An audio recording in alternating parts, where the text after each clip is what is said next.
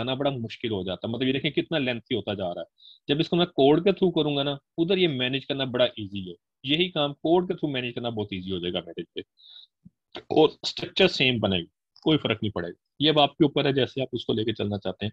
Let's सो मैं जैसे अभी एक ब्लॉक ही लेके चलूंगा, मतलब जो एक फेज है उसी को इम्प्लीमेंट करूंगा, बाकी को नहीं करूंगा। तो जरूरी नहीं आप यहाँ पे ही बना सकते, यहाँ पे बना लें। और जो इसकी आउटपुट है, इसकी जो आउटपुट है ये एज अ इनपुट आ गई यहाँ पे। अच्छा, अब मैंने जस्ट अभी तक बेटा जो इम्प्लीमेंट किया है यहाँ तक किया है, स्टेज 1 और स्टेज 2, इसके बाद नहीं मैंने किया। ठीक है, इसके बाद मैं क्या करता हूँ, आखिरी दो यही होती हैं। मतलब रेलू के बाद एवरेज पूल पूल किया, सॉफ्ट मैक्स किया, और आगे क्लासिफिकेशन।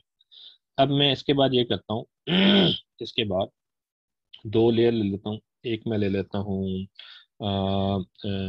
रेलू आ गया, मैक्स पूल, एवरेज ले लें, मैक्स लेने, जोन सी भी लेनी है वो आपकी मर्जी है। ठीक है जी।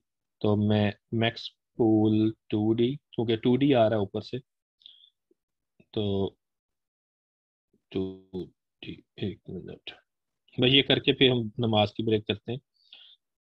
किधर गया, मैक्स पूल 2D, ये चीज आ गई। इसके बाद फिर हमारे पास आएगा सॉफ्ट मैक्स और फिर क्लासिफिकेशन, नहीं fully connected, sorry fully connected आना है। फुली कनेक्टेड के बाद सॉफ्ट मैक्स आएगा। तो यहाँ पे हमने करना है फुली कनेक्टेड, ये बड़ा इंपॉर्टेंट होता है।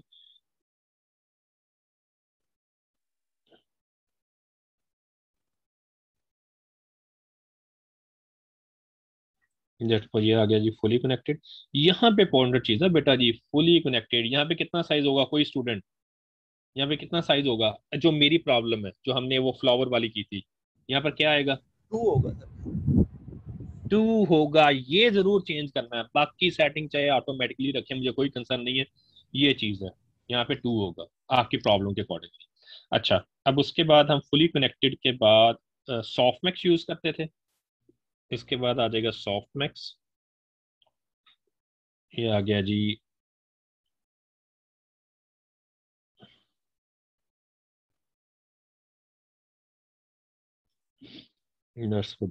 सॉफ्ट मैक्स आ गया। सॉफ्ट मैक्स के बाद क्लासिफिकेशन करना है या रिग्रेशन करना है, तो मैं अभी क्लासिफिकेशन पे लेके जा रहा हूँ। क्लासिफिकेशन ले, लेट्स सपोज मैं यहाँ पे लिखता हूँ क्लासिफिकेशन। अब ये मैंने एक मॉडल बना लिया, मैं इसको चेक, अभी मैंने कोई इनपुट दी नहीं दिया, कुछ नहीं किया, जस्ट मॉडल बनाया है। ऑटो फिट कर लें, फिट टू व्यू, और ऑटो फिट उसने क्या किया है, ठीक है, उसको उसने मतलब एक यूं बना दिया ना। अब वो क्योंकि रीडेबल नहीं रहा, उसने फिट कर दिया ना, देखें ये वही मॉडल नहीं बन रहा। ये पहले वाला स्टेज आया, स्टेज 2, फिर एलू, इसके पैरेलल मैंने नहीं लगाया था कनेक्शन। चलो यहाँ पे पैरेलल आना चाहिए था मेरे से, मैंने बनाते हुए कोई गलती कर दी यहाँ पे। हाँ था, वो पैरेलल आ रहा है एडिशन, लेकिन वो लाइन व्यू नहीं हो रही, क्योंकि ये था और फिर उसके पैरेलल था। ठीक है, उसमें वो नहीं था ये वाला। अच्छा ये अब आ गया। हाँ ये हमने कर लिया। अब यहाँ पर आपने इसको पहले एनालाइज करो कि ये ठीक भी बना है या गलत बना है। तो एनालाइज सबसे इंपॉर्टेंट चीज है, आप इसको करेंगे। अगर यहाँ पे ये, अच्छा इसने एक एरर दे दिया, अब इसने एडिशन के ऊपर एरर दिया जी, एडिशन 3 जो है ना, वहां पर कोई इश्यू आ रहा है, एडिशन 2, ये। अब देखिए मैंने एडिशन की लेयर यूज की हुई है, लेकिन उसमें एरो नहीं यूज कर रहा मैं, तो मुझे एडिशन 3 में एरर है, मॉडल ठीक नहीं है। तो जो थर्ड वन है ना, एडिशन लेयर, इसको हम थोड़ा सा जूम करते हैं ताकि एडिशन 3 को हम कर सकें जूम। एडिशन 3 पे मिस्टेक हुई है। ये एडिशन, यहाँ पर एडिशन में ये पहली एडिशन हो गया थिंक सो, हाँ पहली एडिशन में दो आ रही है, डन हो गया। उसके बाद ये एडिशन में इधर भी दो आ रही है, ठीक हो गया। अब आगे जो है एडिशन, ये देखें यहाँ पर एक आ रहा है एडिशन, यहाँ पे मिस्टेक हुआ है। मीन्स के यहाँ पे रेलू के बाद एक डायरेक्टली आएगा, और ये इसको थोड़ा सा मुझे जूम आउट करना पड़ेगा ताकि मैं जो रेलू के बाद है इसको एडिशन में लेके आ सकूं, दिस वन, और ये चीज एडिशन।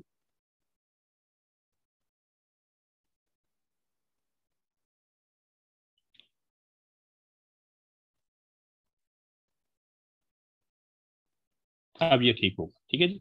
अब हम दोबारा इसको फिट टू व्यू करना है तो कर लें। Auto fit, zoom in, analyse. अब देखिए जब जीरो एरर आ गया ना बेटा तो ये डन। अब ये जीरो एरर है क्योंकि आपका नेटवर्क ठीक बन चुका है, ये उसकी सारी डिटेल है जो हम उसको नीचे एक्सप्लेन करेंगे।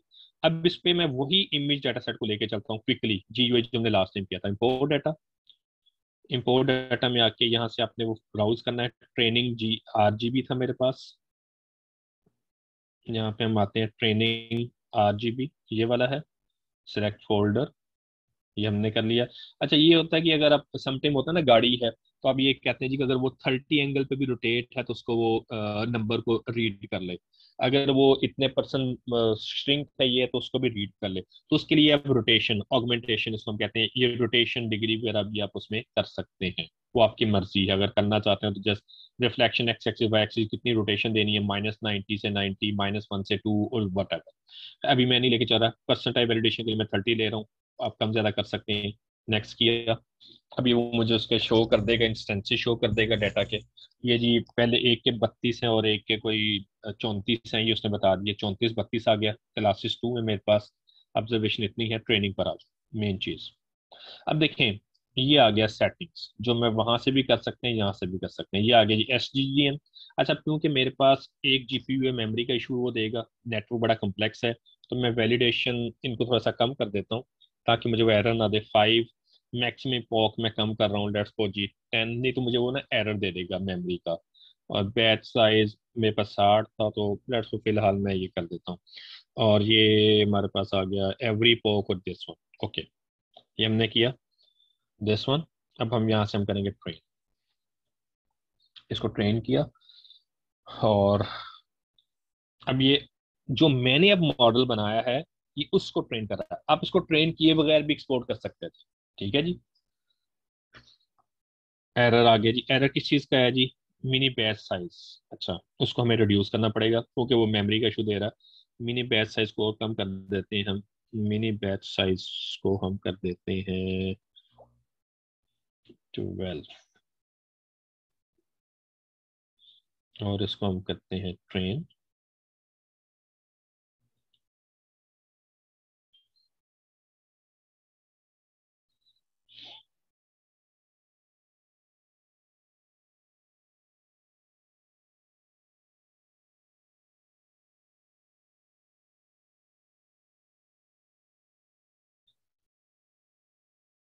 देखो उसने वो ट्रेनिंग जो मैंने अब मॉडल बनाया है उसके अकॉर्डिंगली उसने उसको वो लॉस और वो ट्रेनिंग वैलिडेशन, क्योंकि अभी हमने कोई उसके लिए उसकी सेटिंग नहीं की। बेसिक एम ये था कि आपको ये सिखाना कि कोई भी मॉडल अगर आपने बनाना है किसी भी पेपर का या कोई भी उसमें आप चेंजेस करना चाह रहे हैं, आप कहते हैं जिसने ये यूं काम किया था इसकी जगह अगर उसने रेलू यूज किया, मैं एग्जाम्पल दे रहा हूँ, उसकी जगह हम देखली रेलू यूज कर लेते हैं, किसी जगह हम ये चीज यूज करके देख लेते हैं।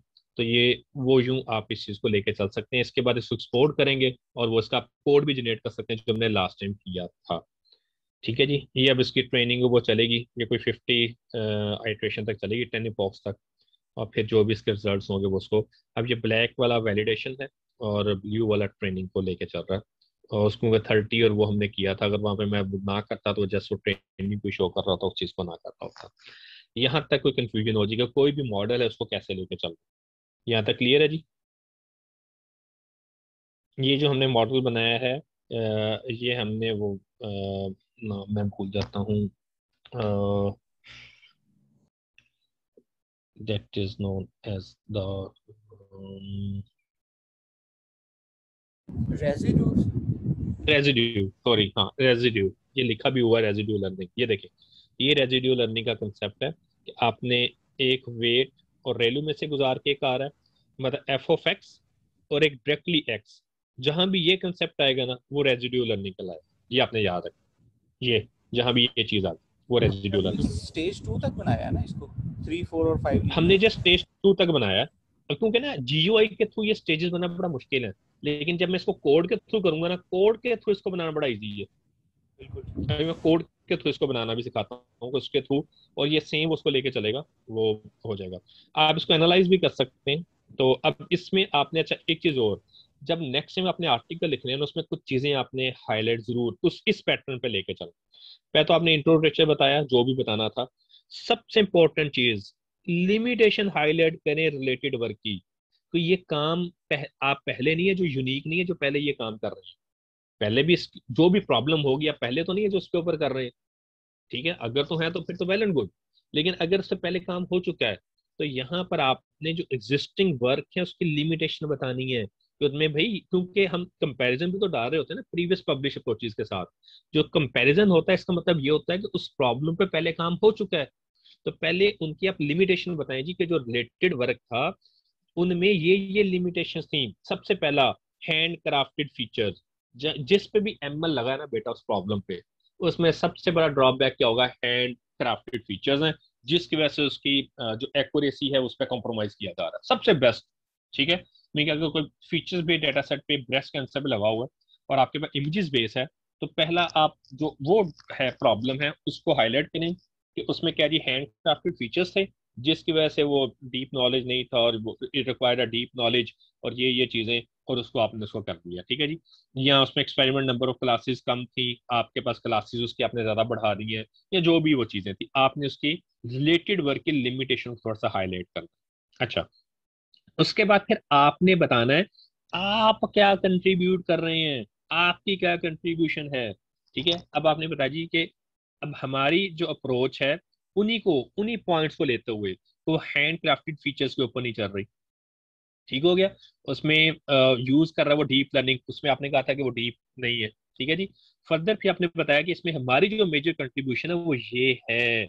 तो ये दो चीजें बेटा नेक्स्ट टाइम जो भी स्टूडेंट आर्टिकल देगा उसमें ये दो चीजें जरूर होनी चाहिए, लिमिटेशन ऑफ प्रीवियस वर्क, और फिर उसी को रिलेट करते हुए आखिरी पैराग्राफ में आपने उन्हीं को करना है कि जो उसकी लिमिटेशन आपने वो वाली लिखनी है जो आपके मॉडल में क्या है प्लस पॉइंट्स है। फिर आपने अपना कंट्रीब्यूशन, और उसके बाद फिर आपने मॉडल पे आना है।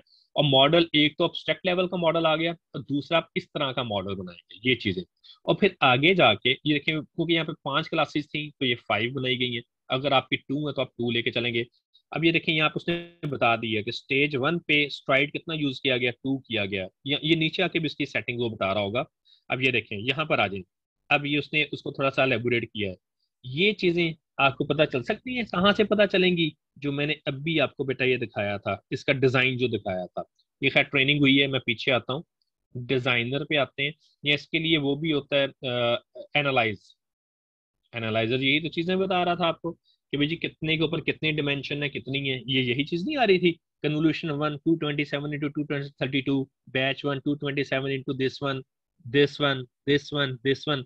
ये लर्नेबल है। लर्नेबल क्या है, मैंने प्री ट्रेन मॉडल यूज किया है इसलिए लर्नेबल यहाँ पर आ रहा है। अगर आपने कोई अपना मॉडल बनाया होता है जिसमें आपने प्री ट्रेन ना किया होता है या कोई भी, क्योंकि अब तो मैं इसको ट्रेन वगैरह कर चुका हूँ ना, तो वो उसके अकॉर्डिंगली ये चीजें वो उसने शो की हुई हैं।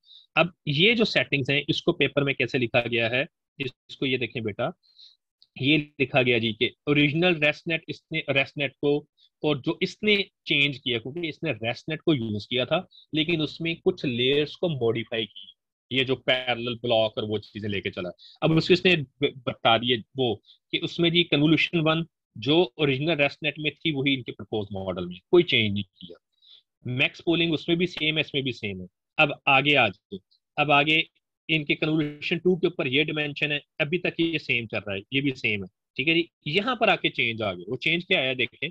यहाँ पर इनका जो आउटपुट साइज है वो 14, एक्चुअल रेजोल्यूशन नेट का वो 14x14 है, इनका कितना है 28,28।